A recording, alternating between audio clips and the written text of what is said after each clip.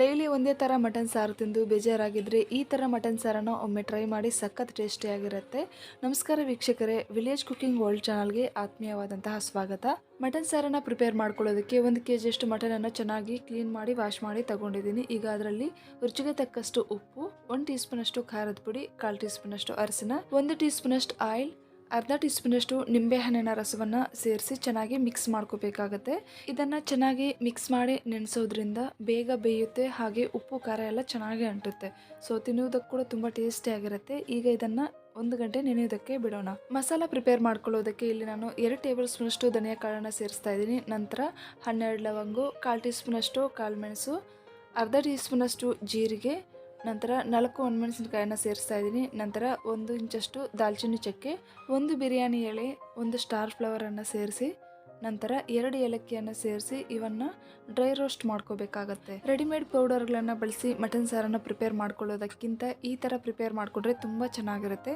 ನೋಡಿ, ಇವನ್ನು ಚೆನ್ನಾಗಿ ರೋಸ್ಟ್ ಮಾಡ್ಕೊಂಡಿದ್ದಾದಮೇಲೆ ಈಗ ಇವನ್ನು ಒಂದು ಸೈಡ್ಗೆ ತೆಗೆದಿಡೋಣ. ನಂತರ ಒಂದು ಪ್ಯಾನಲ್ಲಿ 1 ಟೇಬಲ್ ಸ್ಪೂನಷ್ಟು ಆಯಿಲನ್ನು ಸೇರಿಸಿ 2 ಈರುಳ್ಳಿಯನ್ನು ಈ ಥರ ಸಣ್ಣ ಸಣ್ಣದಾಗಿ ಕಟ್ ಮಾಡಿ ಸೇರಿಸಿ, ನಂತರ 1 ಬೆಳ್ಳುಳ್ಳಿ ಗಡ್ಡೆ, 1 ಇಂಚಷ್ಟು ಹಸಿ ಶುಂಠಿ, 4 ಗೋಡಂಬಿಯನ್ನು ಸೇರಿಸಿ ಇವನ್ನು ಹಸಿ ಸ್ಮೆಲ್ ಹೋಗುವವರೆಗೂ ಚೆನ್ನಾಗಿ ಮಿಕ್ಸ್ ಮಾಡ್ತಾ ಫ್ರೈ ಮಾಡ್ಕೋಬೇಕಾಗುತ್ತೆ.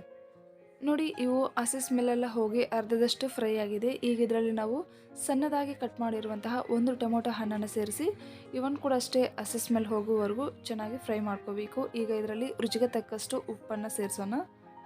ನೋಡಿ, ಇವು ಚೆನ್ನಾಗಿ ಫ್ರೈ ಆಗಿ ಟೊಮೊಟೊ ಎಲ್ಲ ಸಾಫ್ಟ್ ಆಗಿದೆ. ಈಗ ಇದರಲ್ಲಿ ಸ್ವಲ್ಪ ಪುದೀನ ಸೊಪ್ಪು, ಸ್ವಲ್ಪ ಹಸಿ ಕೊಬ್ಬರಿ, 1/4 ಟೀ ಸ್ಪೂನ್ ಅಷ್ಟು ಅರಸಿನ, ಅರ್ಧ ಟೀ ಸ್ಪೂನ್ ಅಷ್ಟು ಕಾಶ್ಮೀರಿ ರೆಡ್ ಚಿಲ್ಲಿ ಪೌಡರ್, ಇದನ್ನ ಕಲರ್ ಮತ್ತೆ ಫ್ಲೇವರ್ಗೋಸ್ಕರ ಯೂಸ್ ಮಾಡ್ತಾ ಇದ್ದೀನಿ. ಸೊ ಇವನ್ನ ಫ್ರೈ ಮಾಡ್ಕೊಳ್ಳೋ ಅವಶ್ಯಕತೆ ಏನಿಲ್ಲ. ಜಸ್ಟ್ ಈ ತರ ಮಿಕ್ಸ್ ಮಾಡಿಕೊಂಡು ಇವನ್ನ ಕಂಪ್ಲೀಟ್ ಆಗಿ ತಣ್ಣಗಾಕ್ಬಿಟ್ಟು ಆಮೇಲೆ ಪೇಸ್ಟ್ ಮಾಡ್ಕೋಬೇಕಾಗುತ್ತೆ. ಮೊದಲು ನಾವು ಮಸಾಲೆಗಳನ್ನ ಹುರಿದಿಟ್ಟಿದ್ವಲ್ವ, ಅವನ್ನ ಪೌಡರ್ ಮಾಡ್ಕೊಳ್ಳೋಣ.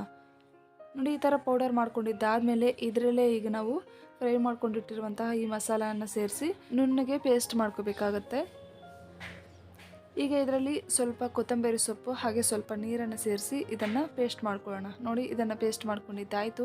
ಈಗ ಇದನ್ನು ಒಂದು ಸೈಡ್ಗೆ ತೆಗೆದಿಟ್ಟು ಒಂದು ಕುಕ್ಕರ್ ತಗೊಂಡು ಅದರಲ್ಲಿ 2 ಟೇಬಲ್ ಸ್ಪೂನಷ್ಟು ಆಯಿಲನ್ನು ಸೇರಿಸಿ 1/4 ಟೀ ಸ್ಪೂನಷ್ಟು ಶಾಜೀರಿಗೆ, ಅರ್ಧ ಇಂಚಷ್ಟು ದಾಲ್ಚಿನ್ನಿ ಚಕ್ಕೆ, 4 ಲವಂಗ, 2 ಏಲಕ್ಕಿ ಹಾಗೆ 1 ಬಿರಿಯಾನಿ ಎಲೆಯನ್ನು ಸೇರಿಸಿ ಇವನ್ನು 1 ನಿಮಿಷ ಫ್ರೈ ಮಾಡ್ಕೊಂಡಿದ್ದಾದಮೇಲೆ 3 ಹಸಿ ಮೆಣಸಿನಕಾಯಿ, 2 ಈರುಳ್ಳಿಯನ್ನು ಈ ಥರ ಸಣ್ಣ ಸಣ್ಣದಾಗಿ ಕಟ್ ಮಾಡಿ ಸೇರಿಸಿ ಇವನ್ನು ಹಸಿ ಸ್ಮೆಲ್ ಹೋಗುವವರೆಗೂ ಚೆನ್ನಾಗಿ ಫ್ರೈ ಮಾಡ್ಕೋಬೇಕು. ಇವು ಚೆನ್ನಾಗಿ ರೋಸ್ಟ್ ಆಗಬೇಕು, ಅಲ್ಲಿವರೆಗೂ ಚೆನ್ನಾಗಿ ಫ್ರೈ ಮಾಡ್ಕೋಬೇಕು.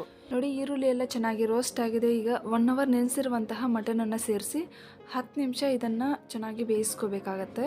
ನಿಮ್ಮ ಶೈಲಿಯಲ್ಲಿ ಮಟನ್ ಸಾರು ಅಥವಾ ಮಟನ್ ಗ್ರೇವಿಯನ್ನು ಪ್ರಿಪೇರ್ ಮಾಡ್ಕೊಂಡಿರ್ಬೋದು, ಆದರೆ ಈ ಮೆಥಡಲ್ಲಿ ಒಮ್ಮೆ ಮಾಡಿ ನೋಡಿ, ತುಂಬ ಟೇಸ್ಟಿಯಾಗಿರುತ್ತೆ. ಸೊ ಪದೇ ಪದೇ ಇದೇ ಥರ ಮಟನ್ ಸಾರು ತಿನ್ನೋಣ ಅನಿಸುತ್ತೆ, ಅಷ್ಟೊಂದು ಟೇಸ್ಟಿಯಾಗಿರುತ್ತೆ.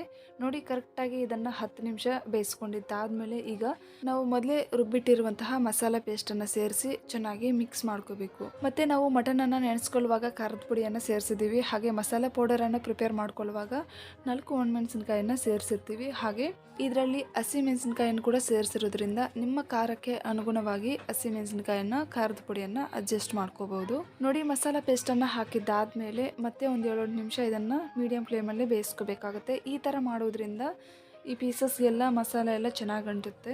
ಈಗ ಮಿಕ್ಸಿ ಜಾರಲ್ಲಿ ಸ್ವಲ್ಪ ನೀರನ್ನು ಸೇರಿಸಿ ಹಾಕೊಳ್ಳೋಣ. ನಂತರ ಗ್ರೇವಿ ಯಾವ ಕನ್ಸಿಸ್ಟೆನ್ಸಿಯಲ್ಲಿ ಇರಬೇಕಂತ ನೋಡಿಕೊಂಡು ನೀರನ್ನು ಸೇರಿಸಿ ಚೆನ್ನಾಗಿ ಮಿಕ್ಸ್ ಮಾಡ್ಕೋಬೇಕಾಗತ್ತೆ.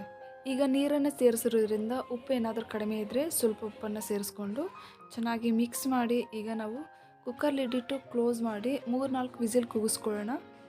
3-4 ವಿಸಿಲ್ ಅನ್ನೋದ್ರ ಬದಲು ಮಟನ್ ಸಾಫ್ಟಾಗಿ ಬೇಯಬೇಕು, ಅಲ್ಲಿವರೆಗೂ ಬೇಯಿಸ್ಕೋಬೇಕಾಗತ್ತೆ. ಕರೆಕ್ಟಾಗಿ 3-4 ವಿಸಿಲ್ ಬಂದು ಕಂಪ್ಲೀಟಾಗಿ ತಣ್ಣಗಾಗಿದೆ. ಈಗ ಓಪನ್ ಮಾಡಿ ನೋಡೋಣ. ನೋಡಿ, ಮಟನ್ ಗ್ರೇವಿ ನೋಡೋದಕ್ಕೆ ಎಷ್ಟೊಂದು ಕಲರ್ಫುಲ್ ಆಗಿದೆಯೋ ಹಾಗೆ ತಿನ್ನೋದಕ್ಕೆ ಕೂಡ ತುಂಬ ಟೇಸ್ಟಿಯಾಗಿರುತ್ತೆ. ಇದು ತುಂಬ ತೆಳುವಾಗಿ ಅಂತ ಅನಿಸಿದ್ರೆ ಮತ್ತೆ 3-4 ನಿಮಿಷ ಹೈ ಫ್ಲೇಮಲ್ಲಿ ಬೇಯಿಸ್ಕೋಬೋದು. ಇಲ್ಲಿ ನೋಡ್ಬೋದು ಮಟನ್ ಎಷ್ಟೊಂದು ಸಾಫ್ಟಾಗಿ ಬೆಂದಿದೆಯೋ ಅಂತ.